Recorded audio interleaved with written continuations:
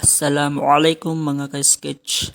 Ako si Muraib Abijal, ang tausog urban sketcher. Today, I found myself sketching along Leon Garcia Street, right where the view of the Agdao flyover opens up perfectly. Bisan dito mga ka-sketch, pag nag-urban sketch ako, nagdadala talaga ako ng sorban pag mainit.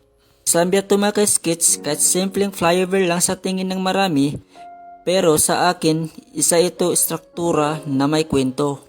Bisan ba ito mga ka-sketch, abang nag-sketch ako, sinasabayan ko ang ingay ng trapiko, ang init ng araw at ang dami ng detalye. Hindi ito madali pero sulit dahil sa bawat guhit mas lalo kong nakikita ang ganda mo. Ay, hindi pala. Ganda ng urban Davao kahit sa gitna ng gulo. That's today's sketch. Nothing big, just one sense, one moment, one sketch closer to home.